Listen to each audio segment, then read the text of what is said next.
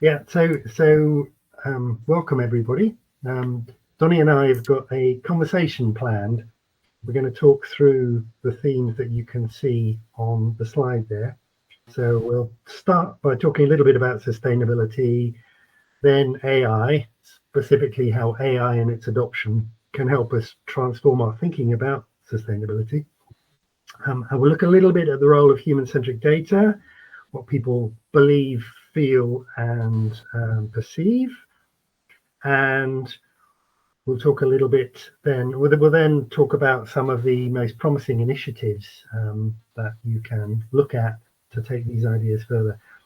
There's already some ideas up there. These are some of the questions that were raised ahead of the summit, and we'll do our best.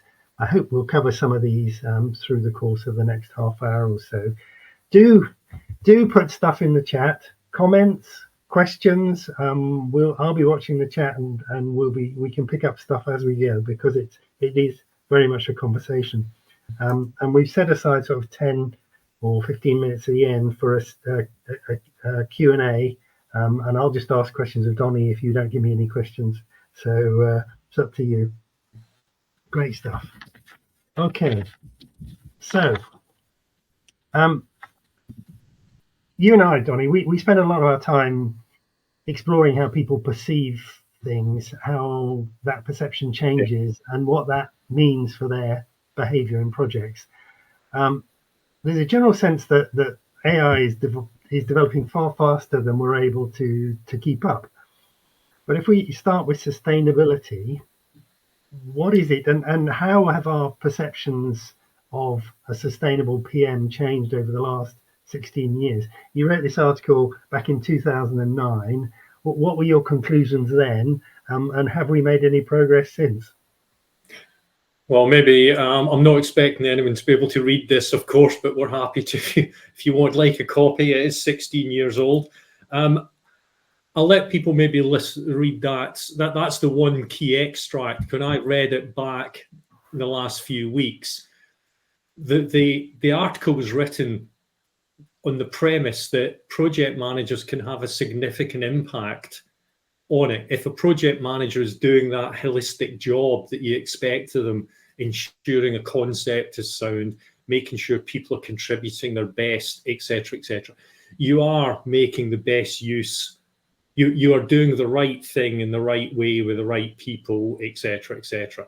So that in itself it makes projects far more sustainable if you're challenging right up front about what you're trying to achieve, right through to the end, about handing this over effectively, you'll be getting to the delivery and the outcomes, and so on. So I think that was what the article was written on the back of.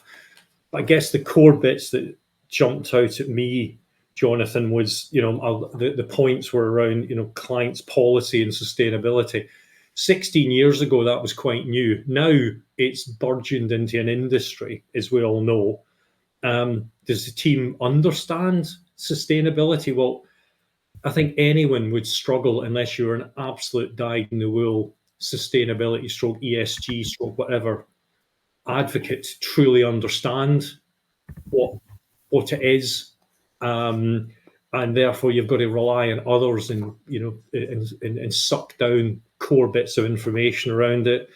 Whole life costs are in there, integrated procurement, robust business case. Well, nothing's changed there, Jonathan, as we know from every conceivable report that comes out. So I'll just flash, there's one that came out from the UK government, a parliamentary group just a few weeks ago, and stuff in there about business cases and procurement.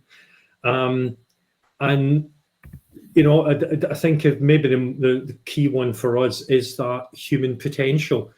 If you are having people working as effectively as possible, they're going to challenge things well, be innovative, get the very best out of each other's, create relationships that maximize value, etc., etc. So, yeah, fantastic. I mean, I think one of the challenges of AI, AI is a bit like projects themselves. It holds great promise for the future of projects and for sustainability, but in itself, it's a great consumer of electricity with the power required for the data centers, just in the same way that we use projects to deliver infrastructure, but the minute we start creating infrastructure, we tend to start pouring concrete, which is very carbon hungry.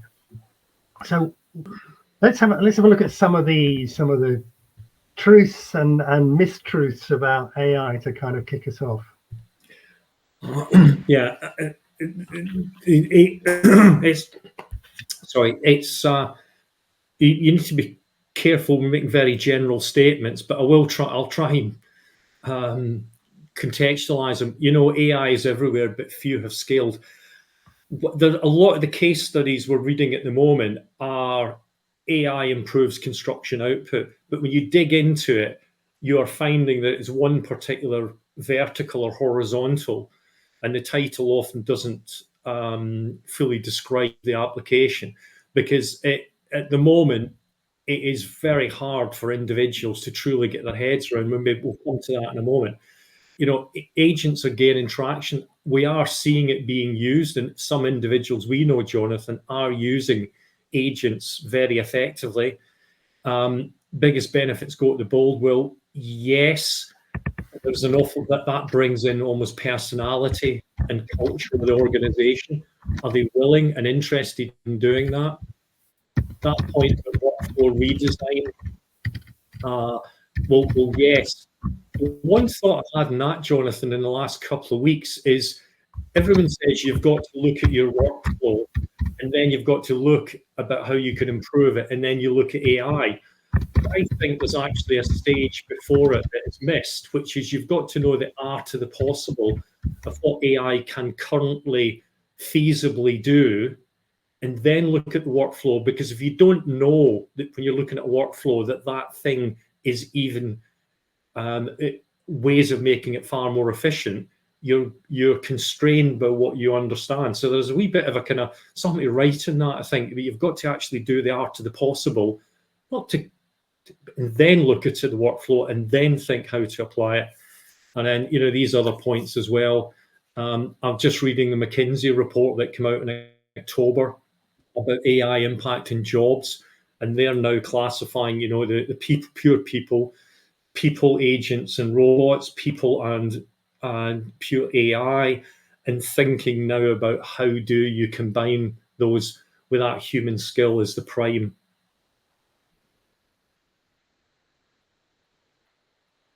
Oh, I think you're on mute, Jonathan. To rethink your project before you can actually start to use AI properly. Absolutely, but you need to have enough knowledge of it so that you can then look with a fresh set of eyes. As we did something on the beginning of the week with my project data analytics task force hat on, and you know, we ran a session. There was a lot of people who did not know the art of the possible. So if you were asking them to redesign how they work, think about how they could innovate. If you don't know AI and what it can do, then that's going to be greatly constraining. Thus, there's a need for people to upskill themselves knowledge-wise, maybe not necessarily so skill-wise, but at least knowledge-wise as quickly as possible. Yeah.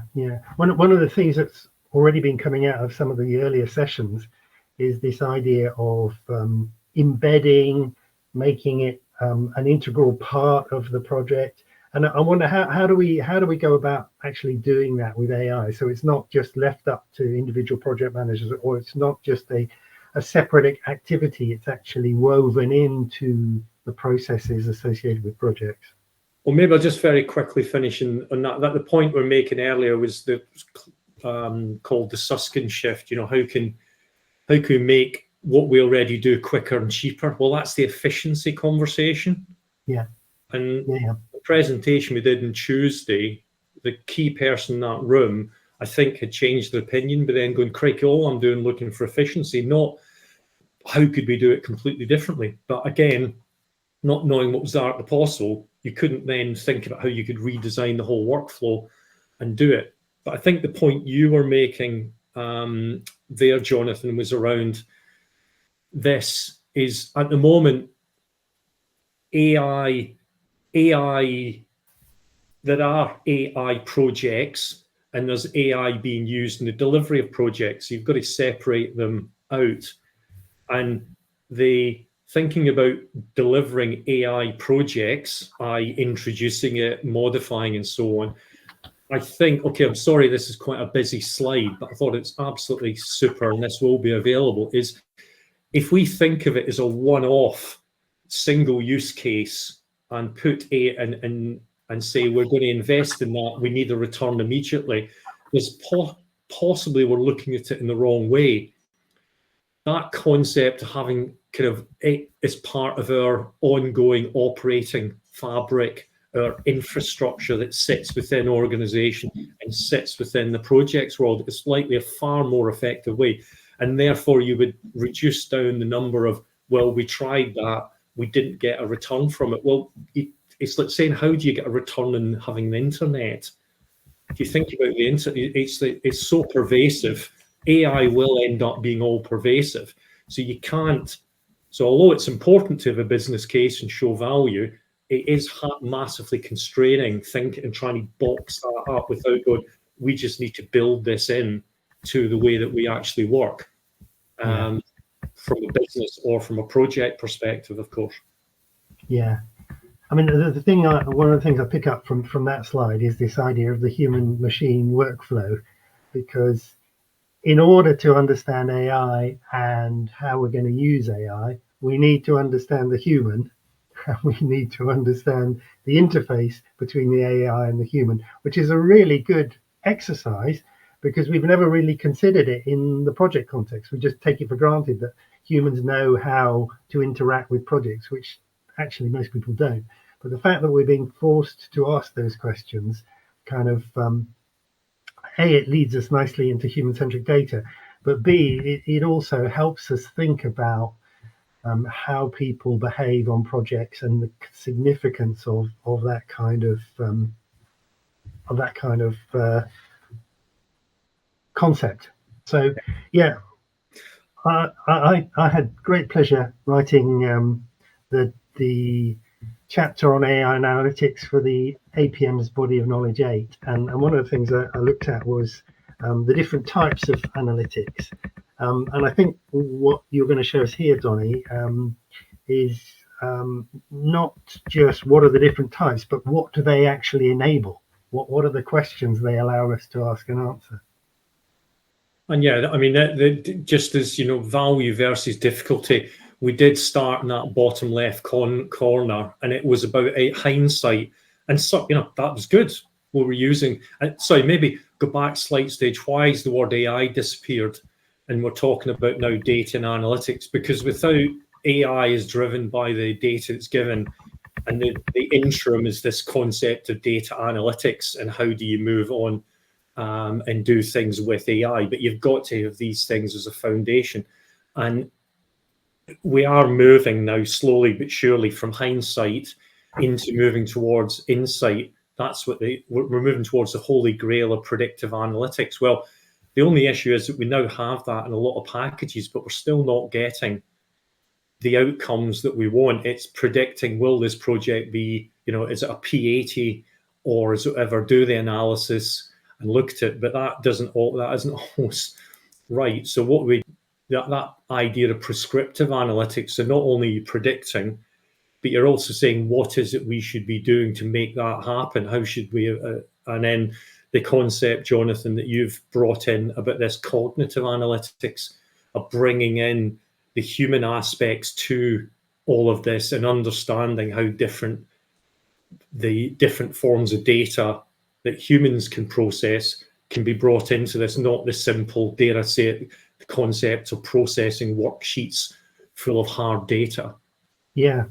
So how is that fundamentally different, and how is this cognitive approach fundamentally different from the traditional kind of world of project controls and data and information on schedule and cost? Well, maybe that's if we just go on, I'll try and explain. This is our perspective. One way of thinking about that cognitive is what we've been working on and developed this idea of human-centric data.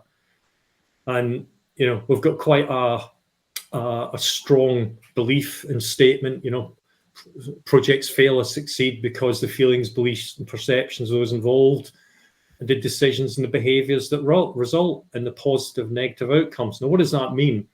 When people say there is poor planning in a project, well, why was there poor planning on a project? You've got to go, at some point, somebody made a decision not to put the capability in place, or somebody ignored the plans that existed, or somebody was biased towards a certain type outcome, or. So I find it quite lazy now when you see the reports about why projects succeed and fail, and it's things like poor planning. I'm sorry, but what on earth does that mean? Something must have caused the fact that there's poor planning. So that's where, of course, it's humans at the back end. And we know the reports repeatedly keep making those points. But and you know, what we're trying doing is to try and create data that gives project leaders the opportunity to identify, get ahead of, and control problems earlier. So you can just imagine the power of adding AI into that and the impact that this has also in sustainability. You do not want wasted effort. You do not want rework. You do not want to go down the wrong path and burn resource of any type in a project because you're trying to maximize the value from it. Yeah, and as we'll see in a minute, I mean, if you have got poor planning, people will know that you've got poor planning. All you need to do is to have a vehicle, which human-centric data is, that says, hey guys, this is rubbish, we've got poor planning. And that's a safe and anonymous vehicle, and you can harness that as data. But do carry on. No, absolutely. And what's it's as much as you say, Jonathan, about bringing those 5 principles in of transparency and so on into this, because people know that projects are going off the rails in the wrong direction. And, you know, when sustainability is talked about, people put their heads down because they're embarrassed, because they know fine well that they are wasting effort and energy and resource and materials and so on. So, you know, if AI is able to do that, enhance and augment, just the data analytics element is able to enhance and augment existing, then just think what the power of AI can do to improve in that as well. And we'll come on to that in just a moment. But, you know, ultimately what you've got is, that's our belief, the right and the left hemisphere work together, feelings, beliefs, perceptions. People make decisions, there's behaviors in projects. And from the human-centric data, you do get, I've said weak signals, but often they're not weak signals in any shape or form. It's just that nobody has asked and nobody has listened to what people are thinking and saying. And then you end up with your outcomes, and those decisions and behaviors. Just think that is what drives the project. Every day a project manager walks around, makes decisions, or has certain behaviors towards certain situations. And to the right there is the traditional controls world. Yeah. It does not look at that. It works on the schedule, cut, scope, benefit, and cost. But there is a new fields coming. There is new work coming in, which is more advanced controls. You know, sickness leave increasing on a project, the time taken to assess a risk or to implement a change is signifying something about the project and its characteristics. So you're going, actually, let's get back to what's actually going on in the project. We know we've got an end milestone, sets a milestone. We know we've got target costs at a certain point. We know all of that, but traditional controls have not served as well so far in many contexts. Not all, but in many contexts. And that's where we really want to get to. And, you know, where does human-centric data give you? Well, you know, it's things that we would say help you with project delivery, but also help you from a sustainable project delivery perspective as well. So if you know well-being and productivity of what the team is, the quality of the relationships, the level of psychological safety, the perception of risk, and actual mapping and understanding of the biases and understanding of the impact of the lack of or the impact of diversity. These are all things that will drive sustainable ways of working the project. Measures of sustainability. I'm aware we've got just quarter of an hour left, Donnie, so I'm going to move you along. Maybe just to give, what we've been doing recently is running something else, which is trying to gather some data on things like individuals' levels of anxiety or knowledge around AI or personal usage or business usage. And here's two examples from two different organizations we did it with, high level of anxiety, but a high level of knowledge. Okay, there's a few people or not. This organization here, level of knowledge is generally relatively low, but the level of anxiety for some people is relatively low. So you could say that bottom left quadrant is quite dangerous because people are using AI, but they don't really have a lot of anxiety about using it, but they don't have an awful lot of knowledge. They don't know what they're doing. Quite not unkind, but you're quite right. And then other aspects like personal usage versus business usage. This is an organization we're working with next week, where personal usage is very broad, but business usage overall is very low. So again, how do you modify that? How do you get people above that line? And that's the kind of stuff that human-centric data. And same organizational perspective, clarity of vision. These are not, you'll see, these are not so much directly about AI. It's just what the organization is like. And if you don't have a clear vision or purpose, you don't have clear ethics or values in the organization, you've got danger zones in any of these four areas. Never mind thinking about how AI might or might not interface with that. The ethics of AI. If you don't have ethics in your organization clarified and the values clarified, how on earth do you then think about AI values? Yeah, and these are simple metrics in the sense that you can see the slider along the bottom. So people are just invited to answer by moving their slider as to whether they think they're very low or very high. So you could change that fundamentally to, you might be asking about ethics in general, or you might be asking, to what extent is our AI strategy driven? To what extent is it ethical? And you'll get this kind of perceptive feedback from the individuals.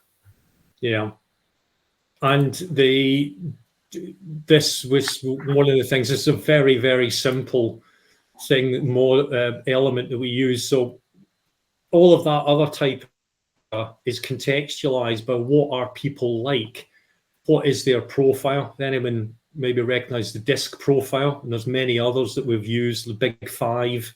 Very simple assessment that helps to clarify why people are responding possibly in the way they are, and also their perception of the culture in the organization, of how they're using AI or how they're perceiving sustainability or so on. So there's lots of different ways that you can use. And then maybe the final bit to finish on that, Jonathan, is work that I'm involved in with some colleagues from Acumen 7, is we're looking at how AI, at the very broadest sense, can help an organization to deliver value. And so these 10, if you will, archetypes go from values and governance, operations, knowledge, strategy, people and culture, leadership, sport. And doing this talk, I was just speaking with a couple of the team, is we should have an 11th called sustainability, or then you get into a vertical running through them all of going, actually, AI can help with sustainability, which cuts across all of these possible uses of AI within the organization.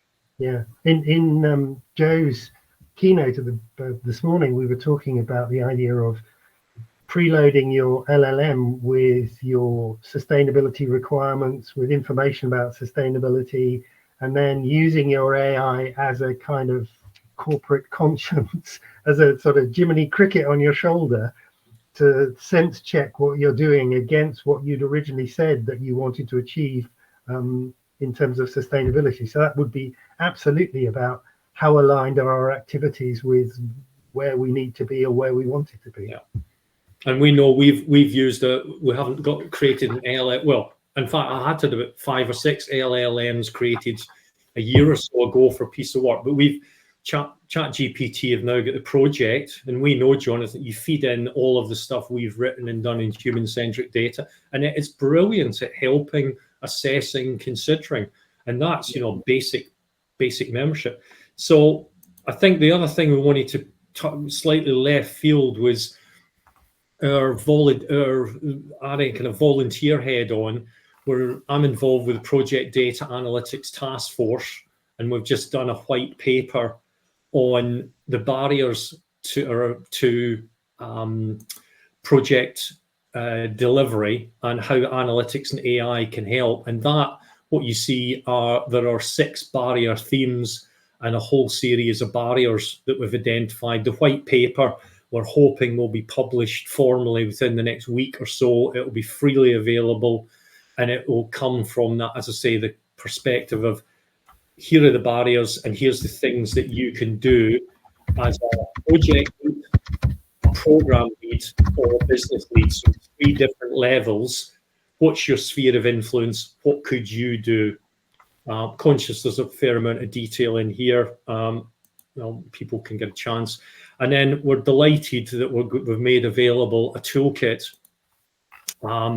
which is getting launched at the same time. If you do see that code there when you see the slides, that actually does give you access to the toolkit right now.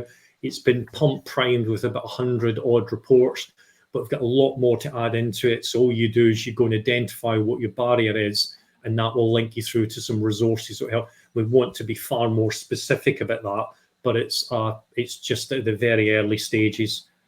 And it's a kind of a metaphor, really, Jonathan, because why have we done it in that way? Well, given the rate of innovation, there's no point in writing it down in a paper about what you can come up with some high-level views, but you can't go into any detail because the world is happening so quick, changing so quickly. So a couple of Team Ant Newman and Jonah Frogart have been brilliant in creating this toolkit for us. So excellent. And then I think there was bringing all this together with we'll include this in the slides, is a case study about a company called Dataform, again in a group Acumen 7 I'm in, which has taken the whole right the way from the concept of a build right the way through to the actual factory production and all the logistics and project management and quantity surveying and procurement and so on, all within the one data set. In fact, I'm sorry if I'm doing a crude representation, Ava, if you're listening to this, but it's how do you actually are now at a point where the one framework, data-driven framework, can run through a whole project. So there is issues, overlaps into digital twin and so on. Yeah. And then, I mean, we start with human-centric data, as you indicate. We'd start with helping people understand their own beliefs, feelings, and perceptions, and then what about the team? How does the team understand? And then what does that mean for your project or your program or your organization? So there's a sort of rising stairway of applications of HCD. And it'd be good to kind of look at that in terms of what people are going to do as a result of today's events. And you've kind of highlighted that, some of the things that people could do. And there's the individual view, of course, depending on the level. If you happen to be a business leader, sitting above 1,000 project managers, your power is quite considerable to make a huge difference. But even as an individual project manager, I think we reviewed this last night, Jonathan. The chap we always mention, is on LinkedIn, Lawrence Rowland, W in both names. Lawrence got me really playing with this 2.5 years ago, by saying the time to start is now. And you can't break it per se. You don't want to waste too much, because there is a sustainability issue that you mentioned right at the beginning, Jonathan. Yeah. Around it. But if you can come up with clever ways and efficient ways of doing things, then that hopefully would definitely offset anything that you may do with in terms of burning carbon, use of water with the AI that you're using. Yeah, yeah, excellent, good. We've got about sort of 10 minutes left, so should we invite questions and just have a conversation about some of the things that we talked about? Oh, certainly, that would be brilliant. Yeah, yeah. There's a note from Karen. Pleased to hear you mention values and ethics. One risk is that AI amplifies our dependence on our symbolic representation that is disconnected from the constraints, social and environmental, that could regulate our behavior to avoid human extinction. Not sure I quite understood the comment, Karen, but I'm kind of interpreting that to mean that AI is part of that symbolic, technical aspect of project delivery rather than a more human aspect. So there's a danger that we do become disconnected. We're using the AI as a kind of proxy for our thinking, and I don't know. What are your thoughts on that, Donnie? That AI, we may end up allowing AI to do our own thinking, and we lose the kind of feeling of the greater good and the sense of the ethical and the social and the environmental in that process. Crikey, it's quite a big question. Yeah.